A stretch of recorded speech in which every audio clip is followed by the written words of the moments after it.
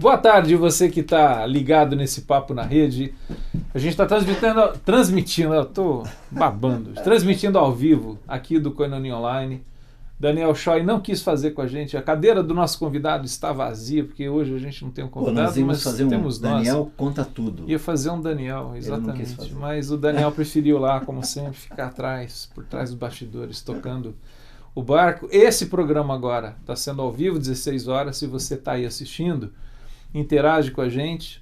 Se não, se você estiver assistindo ele fora da transmissão ao vivo, já disponível na internet, você pode ajudar a divulgar os conteúdos do Koinonia Online. Então, tanto o programa Papo na Rede, quanto o Meia Hora que o João, quando tem tido oportunidade, vem aqui, era para ser com um pouco mais de frequência, mas por conta da agenda do João não tem dado. Ô Fernando, a gente pode também, quando estamos só nós dois, podemos conversar um pouco mais sobre a intimidade do programa, né? De mesmo depois dos programas, eu, você e até mesmo os convidados, né, podem continuar recebendo reverberações das nossas falas, né, dos nossos posicionamentos, dos convidados, enfim, até para que alguns temas não fiquem estanques, né? Em stand-by, né? E sem a compreensão devida e tal. Então, essa correspondência pode acontecer em qualquer momento. Quer dizer, os nossos convidados geralmente estão no Facebook ou no Twitter, e no WhatsApp, enfim, eu, Fernando. A gente também está lá no Facebook. Então, assim, não deixa de ser um ponto de encontro, é um fórum. Nós podemos dar continuidade, né? Reverberar os temas. Esse é o programa 245, se eu não me engano, Carlos. E, cara, são quase 250 quintas-feiras. Eu não se lembro. São quase 250 quintas-feiras. Hoje eu estou com a minha articulação assim, toda babada. Não sei o que eu tomei no almoço. Acho que foi o café que o Dani preparou, ele põe aquele negocinho lá. Mas enfim, então tem um conteúdo para você ver, divulgar e tudo muita mais. Coisa boa, né? Hoje, dia 29 de outubro, estamos a 2 dias do dia 31 de outubro, obviamente, que um segmento da Igreja Cristã no mundo celebra o dia da Reforma Protestante, que tem uma das suas figuras principais, o Martinho Lutero, junto com outros reformadores, os mais conhecidos, o Calvino, Zwinglio e Savonarola, eram algumas dessas pessoas. Mas eu acho que o Lutero talvez seja aquele camarada assim que acaba sendo um dos ícones desses movimentos. Aliás, muito tempo atrás, eu nem sei, eu acho que uns 2 anos, a gente fez um programa com o Rui Luiz sobre as reformas, porque na realidade foi muito legal a conversa com ele, porque o Rui ele falou pra gente, que é um historiador, de que o movimento da reforma, na realidade você tem uma série de reformas acontecendo naquele período. Então, enfim, reforma, que assim, resumidamente, é aquela tentativa de algumas pessoas, entre elas Lutero, diante de uma indignação pessoal e de questionamentos, de crises pessoais, de questionamentos pessoais de fé, há todo um caldo social, político, econômico também envolvido nisso tudo, né? A Reforma Protestante ela acontece dentro de um contexto histórico, mas ela rompe, há um grupo, uma parte da igreja que acaba rompendo com aquele centro que havia em Roma, e se questionava uma série de coisas, e aí surge o ramo protestante da igreja cristã. Uma pergunta que a gente pode fazer assim, do que a gente protesta hoje? Eu acho que os protestantes, às vezes, eles têm mais mimimi do que protesto. É mais uma reclamação. Mas eu penso assim, Carlos, e talvez um pouco da história, aquela questão do questionamento e da indignação que o Lutero ele tinha diante do que a igreja de então havia se tornado. Poderosa demais, altamente institucionalizada, né, clerical demais, e aí ele começa a questionar uma série de coisas. Na verdade, quando nós lembramos da reforma, se a gente colocar assim, né, da reforma o Lutero e outros óbvios, né, naqueles dias olharam para a forma que a tal igreja cristã tomou, né? A forma que ela ela acabou ganhando, né, à medida que os anos foram passando, a partir do primeiro século e especialmente a partir da constantinização, né, da própria igreja. Lá pelo quarto século. E a tal cristianização do mundo, né, e aí uma série de ações e reações foram dando uma forma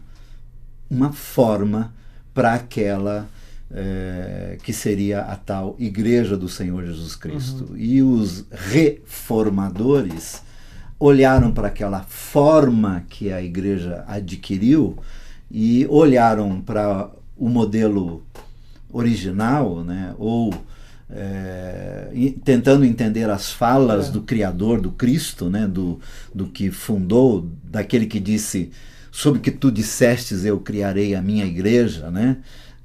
Eles olham para essa fala do mestre, né, e para os primeiros dias e os primeiros anos e o primeiro século, os primeiros 3 séculos dessa tal igreja naquela época primitiva, e vê a forma que ela adquiriu. E aí eles dizem assim: não, perdeu a forma, né?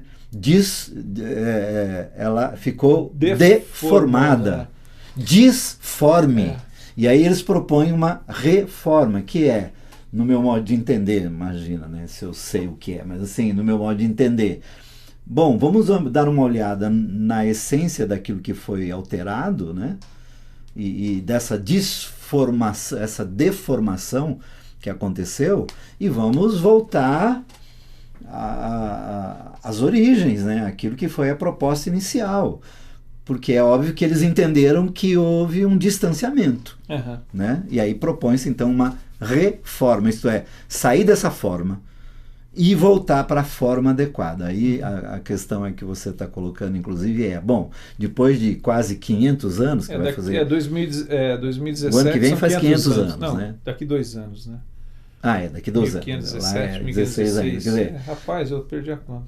498 anos. Estamos há pouco tempo dos 500 anos. Mas, quer dizer, depois de 500 anos de reforma, ano que vem, que forma a reforma tem hoje? Qual é a forma dela?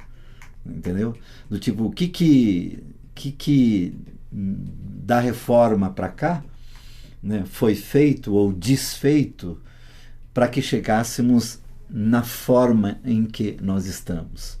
E se essa forma que nós chegamos, né, ela nos aproximou do que o mestre pensou? Do espírito do Evangelho. Do espírito do Evangelho? Para a Igreja de Jesus? Ou fez uma curva, né? Fez começou assim, né? E foi de novo se distanciando do original, e hoje nós tomamos uma forma que, se Lutero estivesse vivo, se existem hoje aqueles que têm o espírito de Lutero, né, estão dizendo assim, precisa de reforma, né? Precisa de reforma. Às vezes eu tenho a impressão, assim, eu não sou historiador, a gente estudou a história da igreja, cara, na época do seminário, mas... E a história é um negócio complicado da gente estudar, porque você tem fatos, você tem olhares diferentes, enfim, a história ela é bonita, aliás, por causa disso. Mas eu penso assim que a maneira como que a gente se organiza hoje como igreja, aí eu estou falando do mundo protestante, né? Já que somos de alguma maneira ligados ao movimento protestante, historicamente falando, tudo mais, mas eu acho assim que se fosse possível isso, né, trazer o Lutero para cá, ele diria que o que ele viu nos tempos dele era café pequeno, perto do que ele vê hoje, em termos assim, daquilo que o indignava na época. Né? Agora, eu acho que sobretudo tem um ponto hoje que me parece que a gente trabalha assim com afinco, às vezes para fortalecer ele, Carlos, que é o aspecto institucional da fé. Eu acho que assim, tem muita coisa sobre as quais a gente poderia conversar, apontando questões assim de que, cara, isso daqui hoje ele mais adoece do que traz saúde para a comunidade da fé, porque a comunidade da fé ela tá entrelaçada nesse mundo institucional, né? Agora a questão é o quanto que essa chamada instituição, e a gente já conversou sobre isso, de maneira alguma é querer... O Anderson Norato, aliás, ele mandou e-mail, desculpa, Anderson, é que ele já tinha mandado faz um tempo, eu queria ler, está mandando um abraço pra gente. Abraço, saudações Anderson. Aí, saudades dos encontros do Caminho São Paulo. Então vá lá no Caminho encontrar o Brega, dê um abraço. Está no interior. Pessoalmente, Anderson. Mas assim, Carlos, eu acho que essa questão... Então assim, o que eu estava querendo dizer, voltando, por instituição não é abolir, a gente precisa de mínimos. A questão é que me parece que se a gente não cuida, a tendência desse contexto institucional é ele se autoalimentar e crescer, e ele começa a tomar conta daquelas questões que são básicas e essenciais. E essas questões básicas e essenciais passam a ser norteadas não pelas relações, não por aquilo que é importante, mas por aquilo que institucionalmente se estabelece. Se coloca. E a instituição, ela tem uma característica. Ela luta para preservar a si mesma. E ela não tem alma. E ela é fácil de ser demonizada. Porque não tem alma. E outra coisa, Fernando, eu acho que o Lutero e os reformadores, naqueles dias, eles tinham uma grande instituição. Né? Com um papa, né? Com um grande líder. Um chefe, um grande líder, né? Com o qual eles bateram de frente. O movimento protestante, ou a reforma protestante, à medida que foi sendo aplicada na prática e os grupos foram aparecendo, e já a partir dos primeiros anos, né, das primeiras décadas, né, da reforma protestante, já haviam várias facções, né, de reformadores e de consequências, né, da reforma. E quase 500 anos depois, você não tem mais uma única instituição, você tem dezenas, centenas, quiçá milhares de instituições no chamado mundo protestante. E, lamentavelmente, Lutero lutava contra a hegemonia de um papa, né? A autoridade de um papa. Hoje, no mundo protestante, você tem que lidar com a pretensão de inúmeros apóstolos. De dezenas, centenas e até milhares de líderes espirituais que se arvoram o direito de serem papas, né, de seus movimentos, de suas pequenas, médias e grandes instituições, de modo que um reformador hoje, ele não teria que lidar só com uma encíclica papal, não é? Mas ele teria que lidar com dezenas, centenas, milhares e milhões de posturas, né, dessas lideranças que se autoproclamam os mandatários, né, de suas instituições, né, que para mim piora muito o que você colocou, piora muito, né, no sentido de antes a grande instituição deliberava a respeito dos relacionamentos. Agora você tem um sem número de instituições confundindo e transversando o coração e a alma das pessoas, levando-os a terceirizar tudo sempre, né, e não assumirem. Então, né? Antes de falar dessa terceirização, queria ler o e-mail da Silvinha, lá de Itaboraí, mandando um abraço pra gente. Ligadíssima. Essa faz aqui o programa conosco, hein? Com minha mãe Débora. Olha, dona Débora, legal. Bem-vinda ao Papo na Rede. Que legal. Tá bom? Obrigado. Mas assim, essa terceirização que você está falando, Carlos, eu acho que ela acontece. Eu percebo ela hoje acontecendo principalmente numa determinada coisa, que é aquilo que a gente estava falando antes de começar o programa. Quase todas as ações que a gente percebe hoje da igreja, elas se dão tendo como uma instituição que vai mediar essa ação. Que eu acho que em alguns casos é necessário. Quer dizer, a gente tem algumas demandas. Vou dar um exemplo fora do contexto da chamada igreja, mas que eu admiro e que acho assim, que se não fosse uma ação institucional não teria a eficiência e eficácia que tem. Médicos Sem Fronteiras. Médicos Sem Fronteiras é uma instituição, é uma organização mundial que faz um tipo de trabalho que, individualmente, um médico não conseguiria fazer o que eles fazem. Sim. Então tem toda uma demanda, tem toda uma questão. Joia. Agora, o meu questionamento é, a igreja ela também tem organizações, aliás, algumas que são sérias e que são eficientes. E a gente tem que agradecer a Deus porque elas estão aí e tem gente do bem atuando nelas, apesar das engrenagens que às vezes são bem, bem complicadas. A minha questão é o seguinte, o povo da igreja, os cristãos, eles conseguem hoje agir segundo o mandamento do Evangelho sem ter a mediação de uma instituição? Ou essa questão, quer dizer, eu tô terceirizando, quando eu falo em missão, seja ela qual for o âmbito, mas quando eu falo em missão, eu consigo me perceber como agente principal no local aonde eu posso cumprir a missão, seja do anúncio, seja do cuidado, seja do acolhimento, seja do amparo, ou eu sempre tenho que me perceber dependente e tendo uma instituição que vai mediar a minha ação, ou muitas vezes a minha oferta. Né? Vamos pensar assim, eu faço lá uma contribuição para aquela instituição e eles fazem aquilo.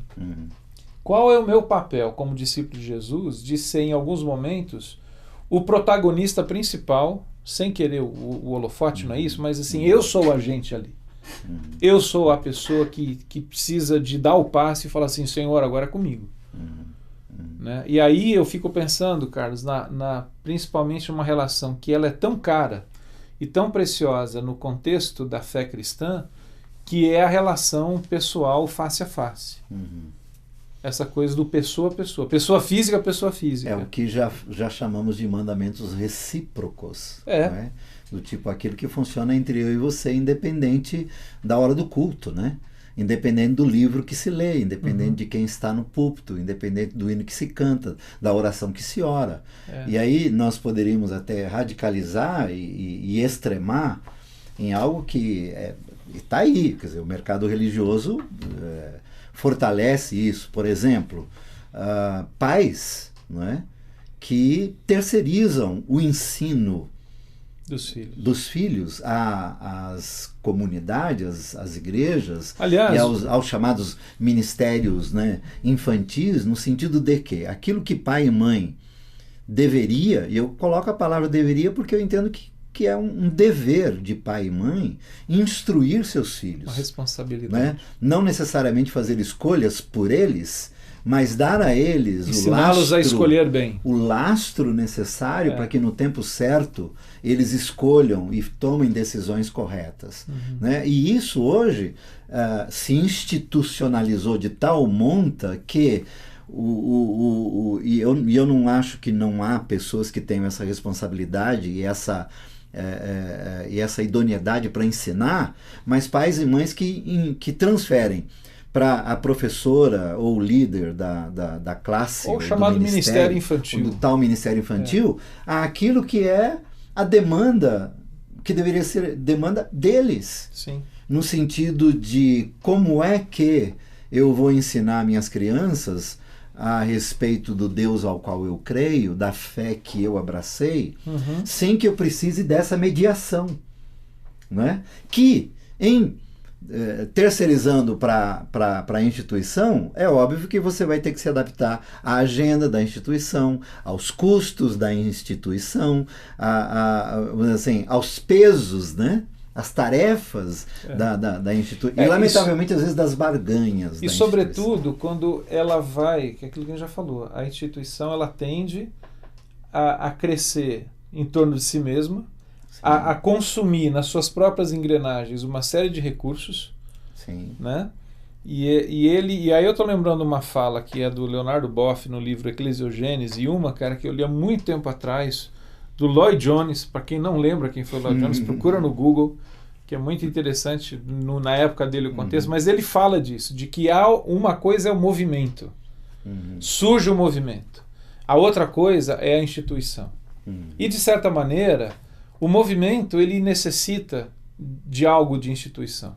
Só que a instituição ela vai em dado momento começar a trabalhar contra o movimento, e o movimento tem que resistir ao cerceamento que a instituição estabelece. Sim. Então, quando a gente fala assim, o ministério... Não vai desmanchar o ministério infantil da sua comunidade, não é isso. Uhum. Mas, primeiro assim, pensa se ele não está sendo um apoio demasiado de pais que não querem assumir a responsabilidade de serem pais. O segundo, se ele não se tornou, às vezes, uma coisa tão pesada e tão estruturada que se tornou uma razão de ser em si mesmo, e não aquelas crianças que estão lá. Sim. Né? Sim. Agora, um parênteses que eu queria abrir... E assim, criando métodos e critérios e regras que não poucas vezes estão muito distantes daquilo que é o Evangelho, que tem a ver com cultura, com tradição, com religiosidade e com a própria instituição. Exato. Manter ela aqui. A gente precisa, então, e aí a gente vai criar uma cultura e um tipo de pensamento, Carlos, assim, a gente não está gerando discípulos de Jesus. Não. A gente está gerando adeptos dessa instituição, membros dessa instituição.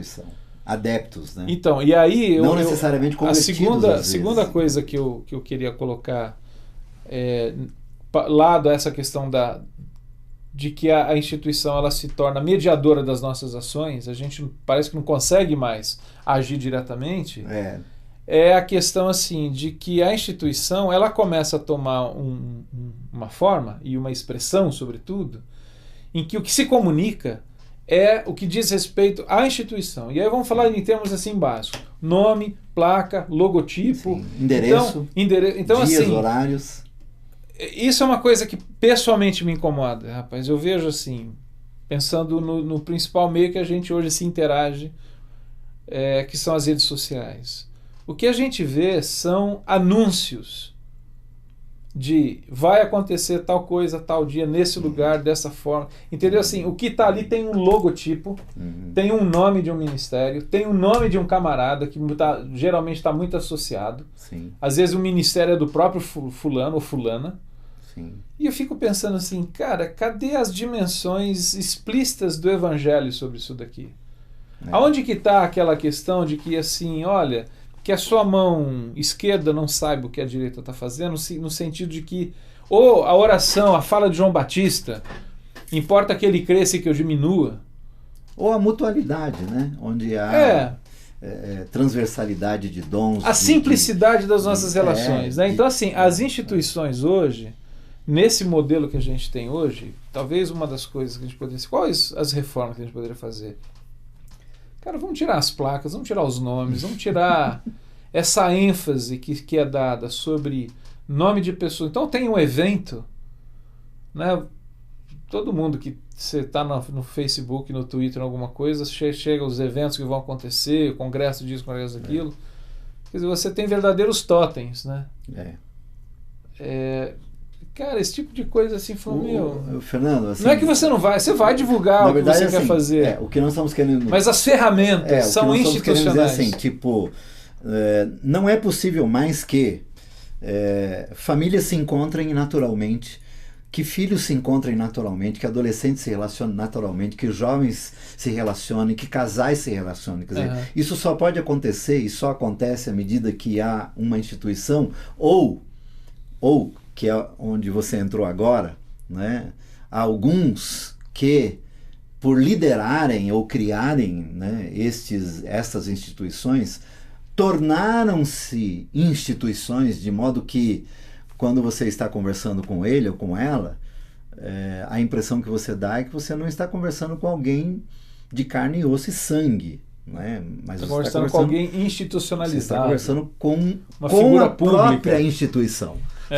Com a própria instituição, que está olhando no relógio o tempo todo, ou está sendo avisado o tempo todo que o tempo está acabando e que é muito importante aquele tempo que está sendo gasto com aquela instituição, porque não é para qualquer um que aquela instituição se doa.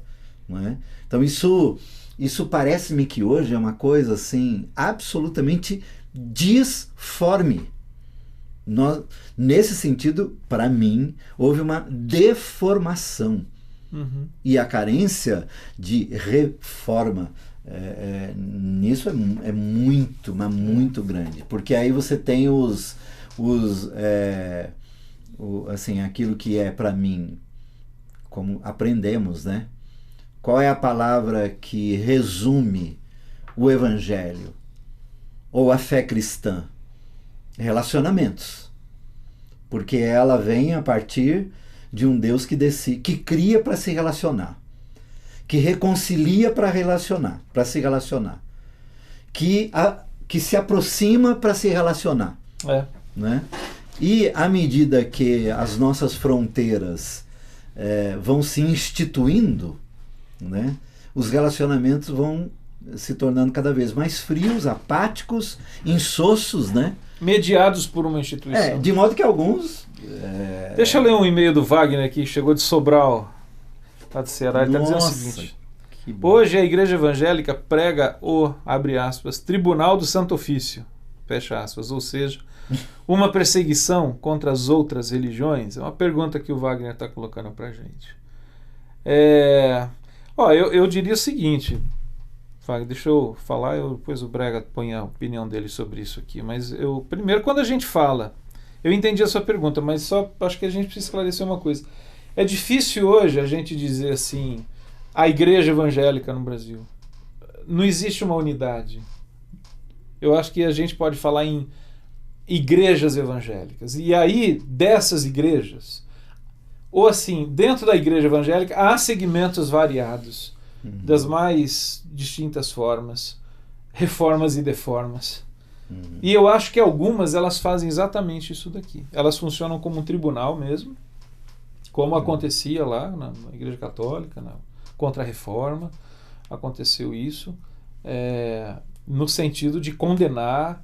E eu acho que a função da Igreja de Jesus não é ser juiz, né? Ela tem que ser a portadora da boa notícia do Evangelho. Muito menos controladora, dominadora, né? Tirânica. Nas relações dela com o Estado, sobretudo, quer dizer, eu acho que a gente precisa tomar muito cuidado em termos de qual que é essa relação, manter e lutar, e acho que isso foi uma das coisas da reforma. E eu estou falando isso porque semanas atrás houve toda uma discussão aí por parte lá do Congresso em relação a alguns temas em que eles foram tratados com um viés religioso. Eu acho isso muito perigoso. O Estado, a gente precisa preservar e lutar para que o Estado seja leigo, né? Um Estado laico, né?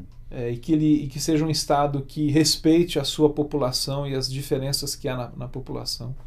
E aí eu acho que a gente não pode, via Estado e leis do Estado, impor aquilo que nós entendemos ser o nosso modo de vida. Sim. Né? Eu acho que o nosso modo de vida, vamos dizer, se é que há um modo de vida que é nosso, ele acontece através de uma transformação e de um acolhimento do Evangelho que o indivíduo, a pessoa recebe, e ele percebe que, olha, eu quero que minha vida ela caminhe dessa forma. Né? Agora, eu acho que alguns setores da igreja agem dessa maneira, de perseguirem, de condenarem, de julgarem.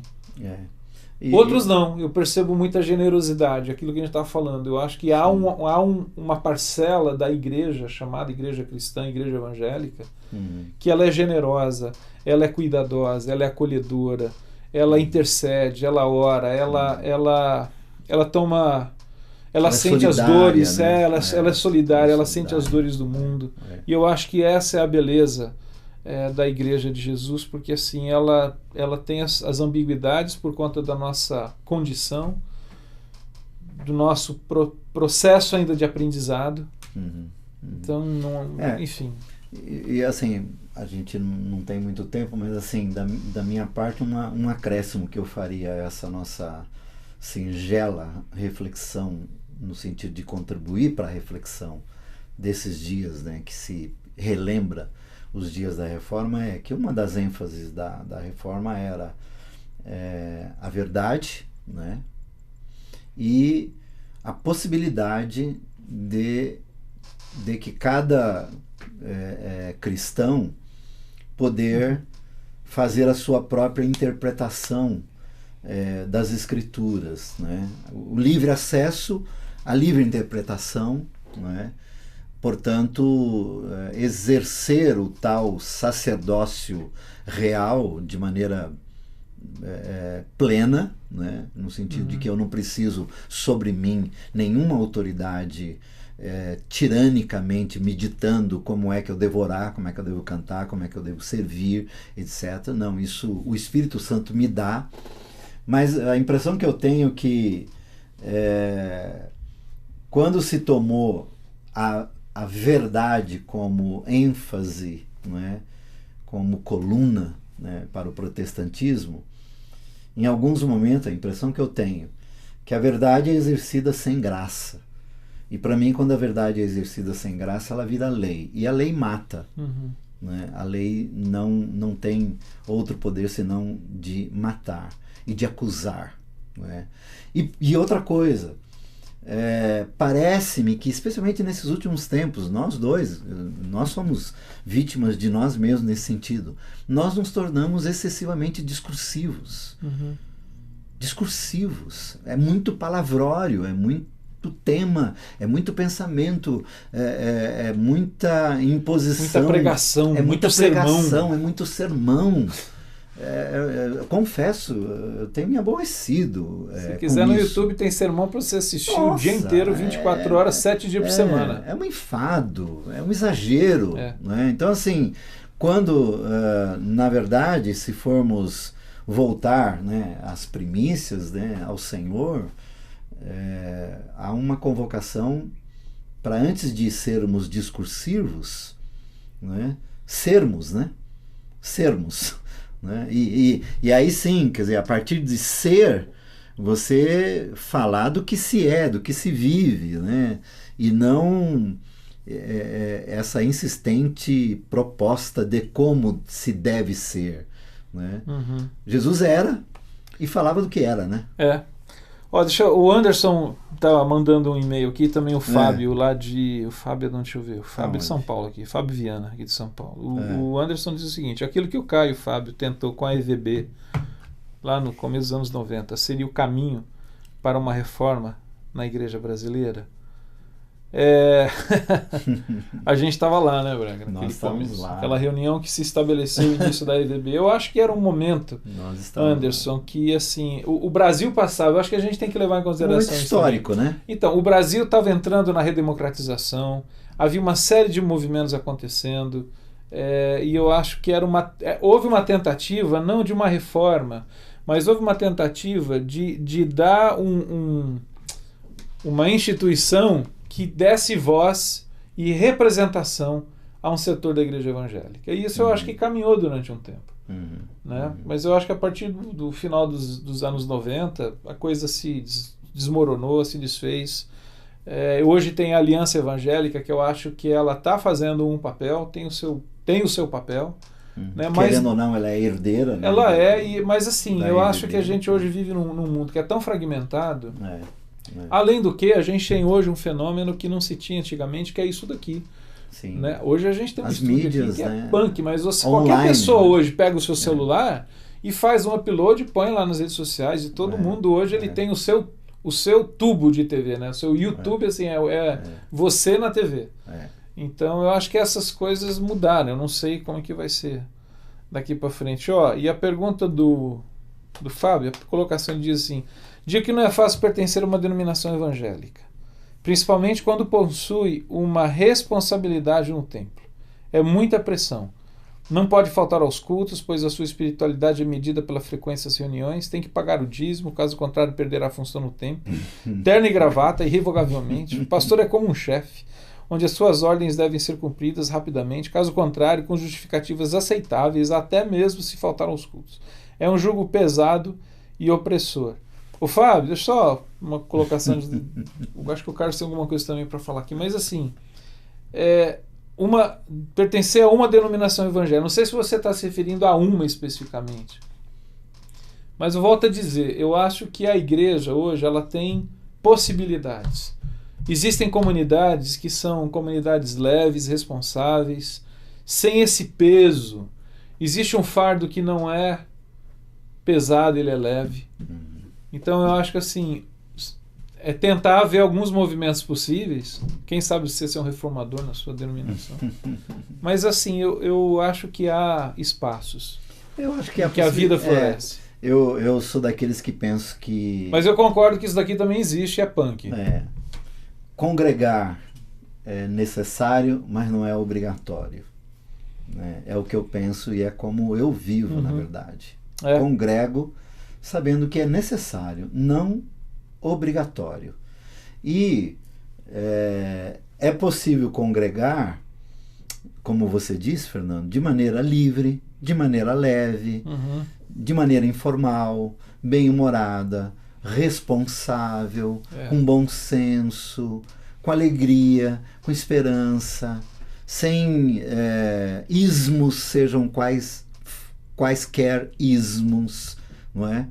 E onde o encontro em si só como encontro, já produza na alma, no coração, no espírito e até no corpo das pessoas que congregam saúde.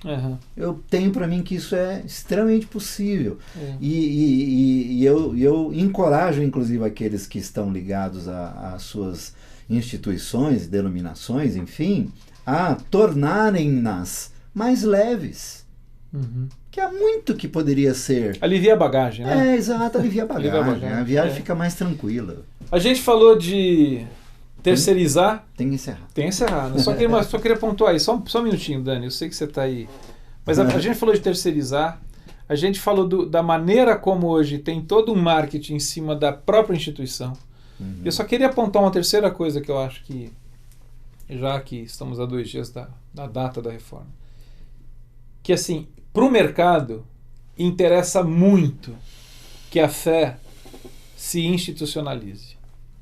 Quanto mais instituição, mais grana ela faz. E a linguagem da instituição acaba se tornando a linguagem do mercado. E hoje eu acho que um dos grandes pecados do mundo protestante é o mercado que isso virou, cara. Sim. É grana, é business. Bom, o mercado precisa de clientes. Chegou o e-mail que eu queria ler para você. E tem produtos, né? Isso, Então, assim, tem demanda. Tem clientela e tem demanda. Então, muito cuidado para que você não se torne nem um cliente, nem um produto disso.